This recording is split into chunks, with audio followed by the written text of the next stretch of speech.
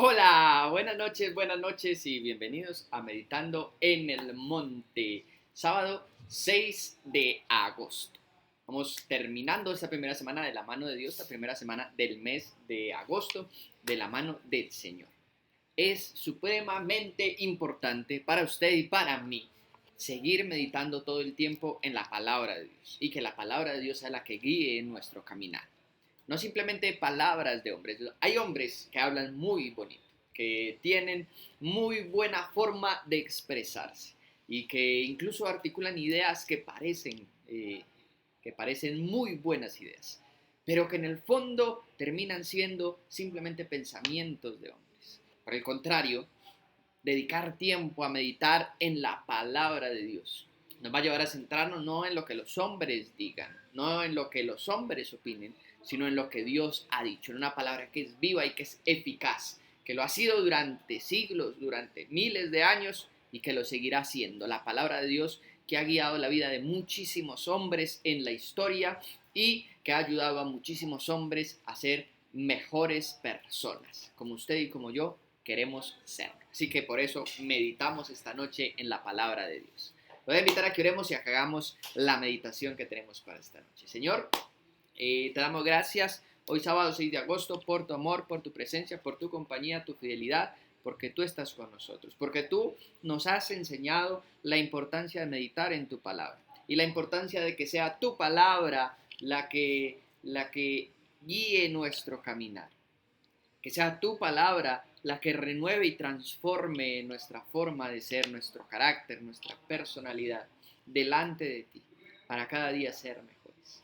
Bendícenos, bendice tu palabra en esta noche y llévanos a ser transformados por ella. En el nombre de Jesús te lo oramos. Amén. Y amén. La meditación que tenemos para hoy está en Gálatas, la carta del apóstol Pablo a los Gálatas, a la iglesia en Galacia, está en el capítulo 4 y yo les voy a leer el versículo 8 y 9. Hay una palabra muy importante para los Gálatas que habían recibido, que había sido un regalo para ellos de parte de Dios, pero que estaban a punto de perderlas o que incluso muchos de los Gálatas de la iglesia en Galacia ya la habían perdido. La palabra es libertad. Les voy a leer capítulo 4, versículos 8 y 9. Antes, les dice Pablo, cuando no conocían a Dios, eran esclavos de los que en realidad no son dioses. Pero ahora que conocen a Dios, o más bien, que Dios los conoce a ustedes, ¿cómo es que quieren regresar a esos principios ineficaces y sin valor? ¿Quieren volver a ser esclavos de ellos?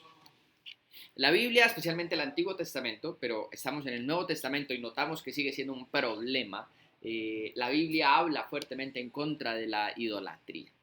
Literalmente tenían dioses, estatuillas y dioses que creían que habían formado esto o lo otro, por todas partes regado. En el Antiguo Testamento fue el gran problema de la nación de Israel, su idolatría, y que más fácilmente seguían y servían a otros dioses que al único y verdadero Dios creador de todo.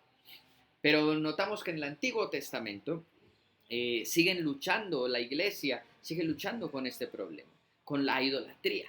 En el Nuevo Testamento, en la iglesia en general y especialmente a las que Pablo se dirige, que están esparcidas por Europa y en este momento por el imperio romano, tenían muchísimos dioses. Los romanos habían heredado de los griegos todo el panteón de los dioses que ellos también habían adoptado y que habían pasado del griego, habían cambiado sus nombres, pero que seguían adorando un montón de dioses diferentes, los dioses del Olimpo. Y entre ellos incluso el emperador de Roma era adorado como Dios. Entonces Pablo les dice a los Gálatas, antes ustedes no conocían a Dios. Entonces, como no conocían a Dios, adoraban todas las cosas. El hombre, su realidad de pecado lo lleva a adorar a la creación antes de lo creado. Ven el sol y adoran el sol. Cae la lluvia y adoran la lluvia. Ven el árbol y adoran el árbol. Y ese es el hombre. Entonces Pablo dice, bueno, Pero en una época ustedes no conocían a Dios. Y entonces en esa época adoraban todas las cosas que veían. En una época en la que nosotros no habíamos conocido de Dios, pues nuestra vida giraba en torno a las cosas que vemos, a las cosas que veíamos. De pronto, realmente no teníamos ídolos como tal. No le llamábamos al árbol, le poníamos un nombre y le hacíamos un culto y le rendíamos adoración, íbamos al templo a rendirle adoración al árbol. De pronto no era esa nuestra realidad, pero la realidad era que nuestra vida giraba en torno a lo que veíamos.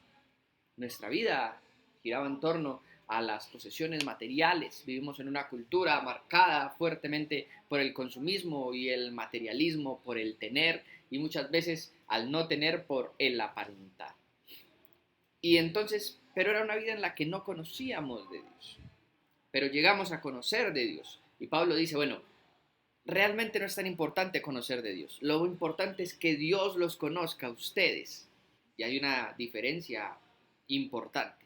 Porque usted sale a la calle y le pregunta a la gente si conocen quién es Dios y muy posiblemente todos saben quién es Dios. Por cultura general, por el lugar en donde nacimos, todas las personas saben de qué les hablamos al mencionar el nombre de Dios. Si no están muy equivocados, hablamos del mismo Dios de la Biblia, el que llamó a Abraham, el mismo Dios que está aquí. Incluso muchos conocen a Jesucristo, su Hijo, en teoría.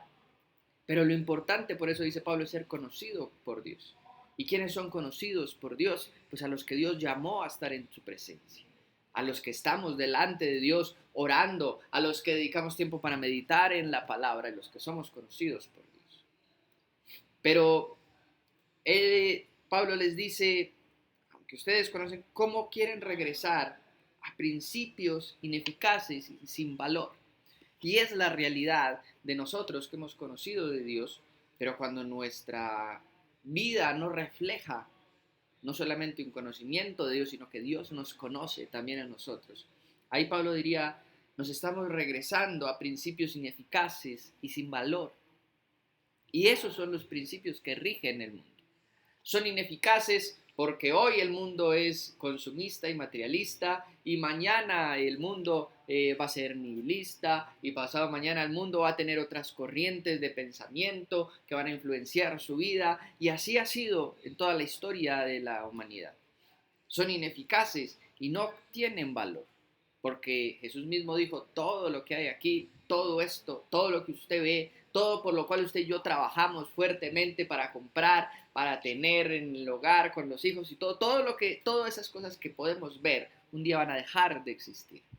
Entonces son cosas sin valor. Y Pablo le dice, quieren volver a ser esclavos de esas cosas. En el caso de los Gálatas, de sus ídolos. Pero en el caso nuestro, yo pienso que de las cosas, del materialismo y del consumismo. Queremos volver a ser esclavos de eso. Porque hay una diferencia entre tener, incluso querer y anhelar, pero ser esclavo de eso. Los Gálatas estaban volviendo, después de haber conocido a Dios, y después, como dice Pablo, más importante, ser conocido por Dios, los Gálatas estaban volviendo a ser esclavos de esas cosas. Y usted y yo como hijos de Dios no podemos volver a ser esclavos de las cosas.